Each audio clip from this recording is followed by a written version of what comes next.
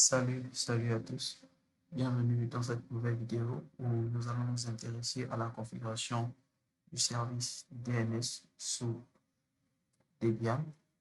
Alors, sans plus tarder, on va ouvrir le terminal, lancer ici le terminal. Alors, ce qu'il faut savoir déjà pour commencer de facto, c'est-à-dire le service, du moins le protocole DNS pour Domain Name System, c'est le protocole sur lequel repose Internet actuellement. Ça permet de faire la résolution de nom de domaine entre une adresse IP et un nom de domaine, vice-versa, et d'un nom de domaine à une adresse IP. Aujourd'hui, grâce au domain name system, on n'a pas à retenir les noms, du moins à retenir les adresses IP des serveurs fixes tels que Facebook. On a accès via son nom de domaine, expo.com. Alors, dans cette vidéo, nous allons nous intéresser à comment mettre en place ce service sur Debian, sur cette version Debian. Sans plus tarder, vérifions si on a les paquets. Passons en mode super utilisateur root.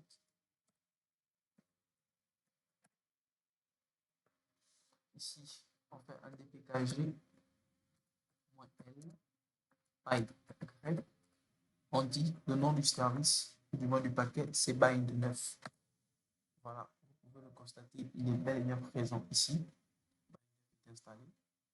Alors, on aura besoin des paramètres de base, notamment avoir un nom d'hôte, donc vim/etc/hostname.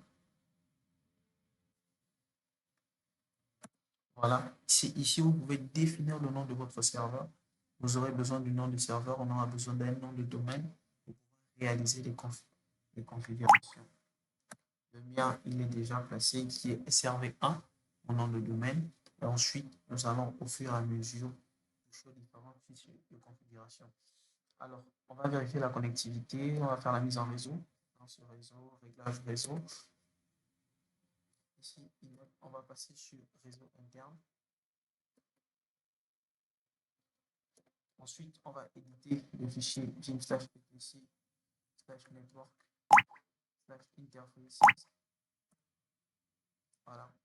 Donc, échappe.7nu. On a parlé longuement sur ce fichier. On passe en mode insertion. On retire le commentaire. On retire le commentaire. Et ici, à la page de DHCP, on met simplement statique. Voilà. On fait échappe de point de véhicule pour enregistrer les configurations. Système, CTM, restart, network manager. Ensuite, on fait le if down de l'interface PNP0S3. On fait un if up de la même interface. Voilà. Si on essaie de pinguer Internet, ok, donc nous sommes bel et bien en local. On va juste apprendre une bonne habitude en tant qu'administrateur système. Avant de pouvoir modifier un fichier de configuration, on va devoir le sauvegarder. Alors déjà, pour commencer, on va créer le répertoire d'ailleurs /usr/save. Voilà, et dans ce répertoire, chaque service aura un sous-répertoire. On se déplace dans ce répertoire usr/save. Entrée. On va créer un répertoire nommé DNS ou encore bind9. Alors, dans ce répertoire bind9, on va stocker tous les fichiers de configuration que nous allons modifier tout au long de notre configuration. Alors, il est important de savoir que lorsque l'on configure le DNS, il y a principalement trois fichiers qui rentrent en compte. On a le fichier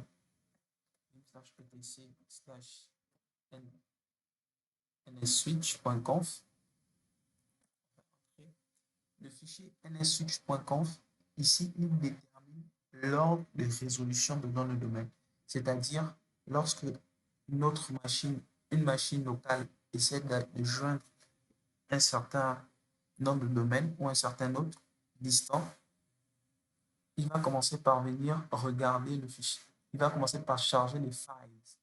Voilà. Ensuite, après charger les files, il va se retourner sur la requête DNS.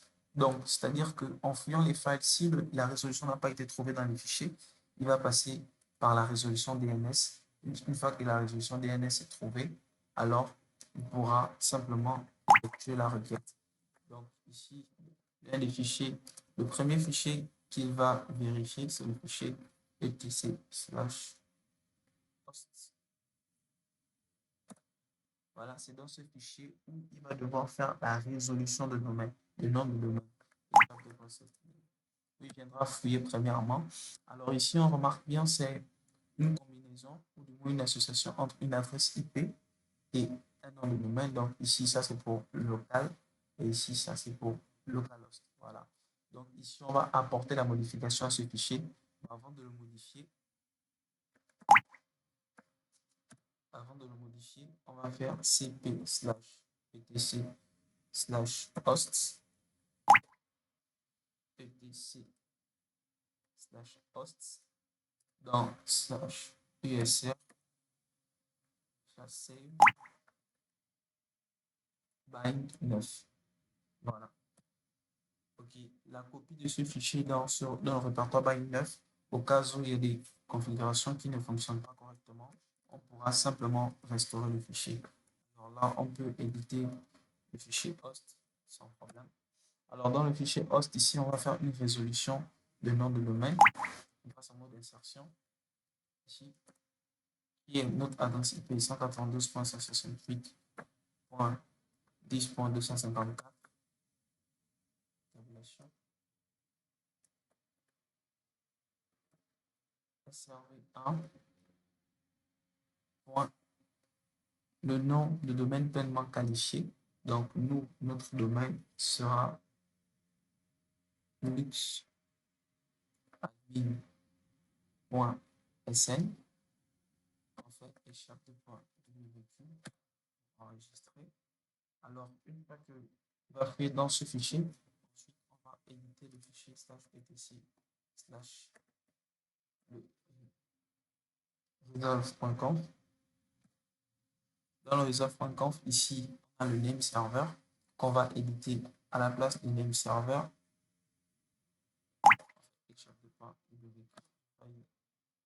On va faire un cp/etc/resolve.conf. On va le copier dans /usr/save/bind9. On va copier ça dans ce répertoire-là. Voilà. Ensuite, on va éditer le fichier resolve.conf.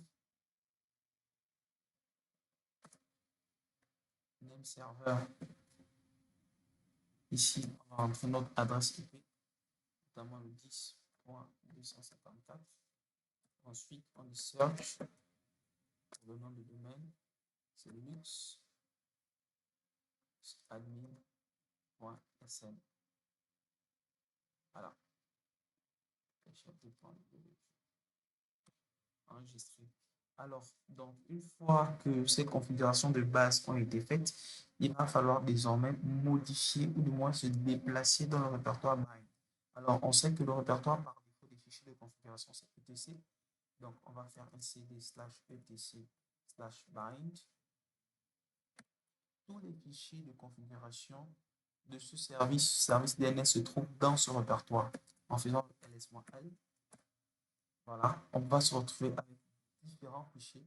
Le fichier de configuration principal, c'est le naming.conf. Voici le fichier de configuration principal du service. Et on va ouvrir simplement, on ne va pas l'éditer, on va juste ouvrir etc/naming.conf. Alors, donc, qu'est-ce que l'on voit ici? À la ligne 9, 10 et 11, en fait, on a la directive include, cette directive qui permet d'inclure tous les fichiers qui se retrouvent dans nemid.conf.option, ça permet d'inclure tous ceux qui sont dans nemid.conf.local et ça permet d'inclure ceux qui sont dans default zone.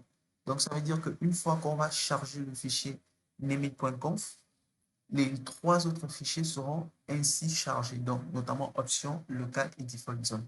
Alors, on va effectuer la modification dans nemid.conf.local. Ce fichier-là que nous allons éditer. On va faire une copie de nemid.conf.local. Donc, slash usa slash save slash bind. Alors, on va éditer vim slash nemid.conf.local. Alors, dans le fichier nemid.conf.local, on va faire ce qu'on appelle la déclaration des zones. On va déclarer les zones. On passe en mode insertion. On dit zone. On met le nom de domaine. Ici, pour ma part, c'est luxadmin.sn. On ouvre l'accolade. On dit précise type. Ici, on va mettre master. Ici, file. On met slash etc slash bind slash direct. On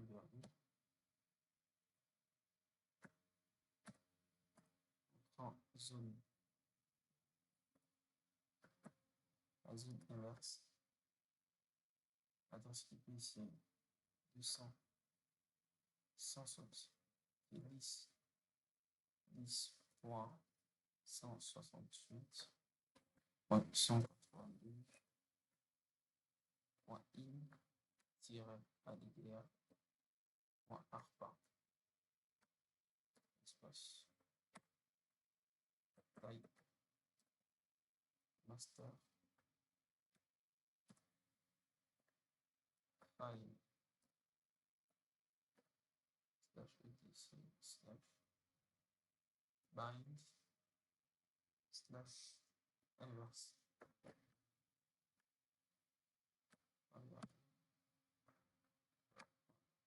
Alors, donc, ici, ce qu'il faut savoir, c'est qu'on a des zones. On a ce qu'on appelle la zone directe et la zone inverse. Alors, dans la zone directe, c'est ce qui va nous permettre de faire la première résolution, notamment du nom de domaine vers l'adresse IP et la zone inverse de l'adresse IP vers le nom de domaine. Alors, pourquoi type master? La directive type master, en fait, informe à notre service DNS que le serveur que nous utilisons actuellement, ce sera lui le serveur principal de notre domaine. Et l'option file, en fait, ça nous renvoie vers le fichier de configuration de la zone directe. Alors, pour la zone inverse, c'est la même chose. Vous allez remarquer ici, c'est l'adresse IP qui est inversée, associée à cette adresse un peu particulière, spéciale, in.arpa.d. Et type master toujours, et file, nf. Voilà, en fait, et chaque 2.wq. Alors, on a la possibilité de faire check nemid,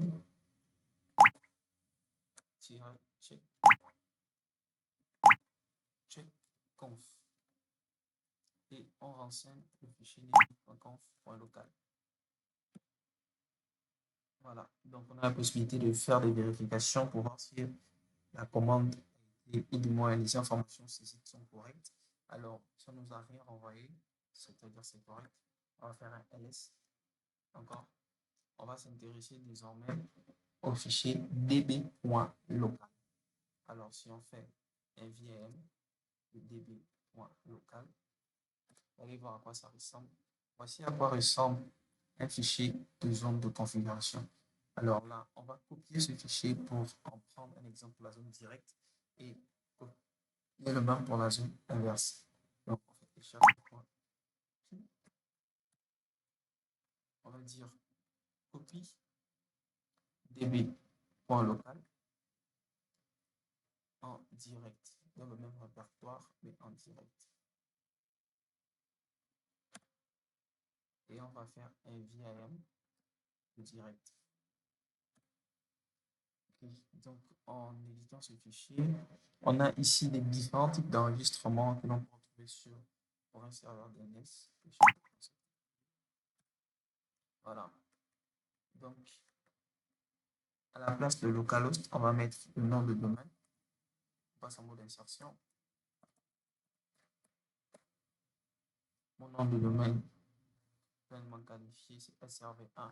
Le nom du serveur, point, luxadmin, luxadmin.sn.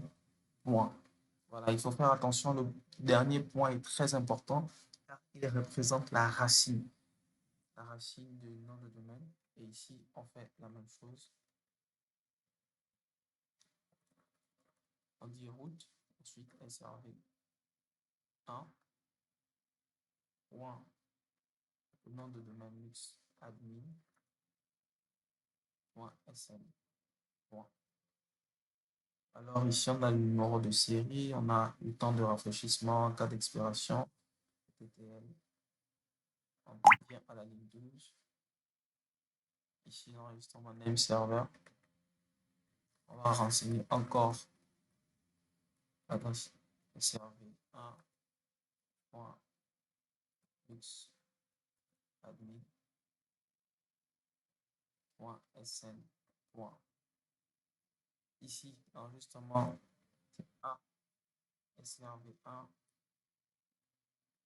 On va traduire. Ici, on rentre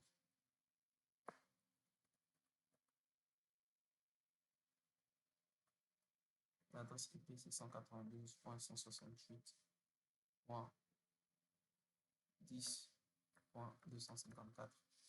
Alors ici, c'est l'enregistrement type A, c'est l'enregistrement qui nous permet de faire matcher le nom de domaine avec l'adresse IP. Voilà. Donc, on va s'intéresser ici, on va mettre l'alias, donc www.in. On appelle cet enregistrement CNAME. Enregistrement de type CNAME permet de créer un alias, c'est-à-dire mon nom de domaine .lux.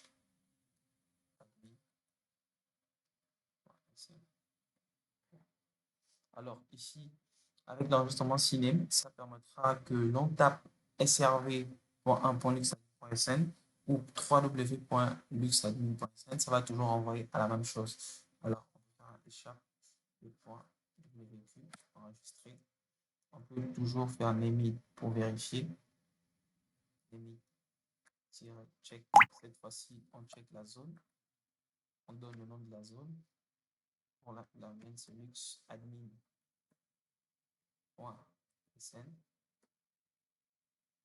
Et on donne le nom du fichier direct. Voilà, on nous renvoie la zone luxadmin, la fichiers de configuration correcte. Donc, on va faire cp slash, on va copier direct dans inverse. Voilà. Et ensuite, on peut éditer inverse. La différence entre l'enregistrement de type direct et inverse, c'est au niveau du pointeur. Alors ici, on a l'enregistrement pointeur. On va mettre l'enregistrement PTR, ce qui va permettre de traduire l'adresse IP. Alors ici, à la place de 3W, on a la dernière, l'adresse dot de notre adresse IP. Moi, mon adresse IP, elle est là, 192.168.10.154. Donc ici, je vais mettre 254. Voilà, donc 254 in.ptr. Donc on fait un échappe de point de recul. On rappelle la commande de vérification. À la place de direct, on met inverse. Ok, les configurations sont réalisées. On va faire un système CTL restart nemid. Voilà, le démon s'appelle nemid. Voilà, tout est correct, on n'a pas eu d'erreur. On fait le status Il n'y a pas d'erreur. Alors ici, tout est correctement configuré. Donc, on peut vérifier ça avec la commande dig,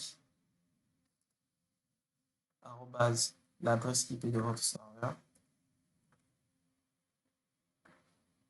954. Le nom de domaine, admin.sn. Et vous pouvez constater ici, on a le header, on a le area, le answer, le tentative, tout a correctement réussi. Le serveur a répondu, l'enregistrement type A signé, tout est correctement configuré. Alors donc, c'est ce qu'il fallait faire pour la configuration du service DNS. Nous vous remercions pour votre attention et on se dit à très bientôt pour la configuration d'un prochain service.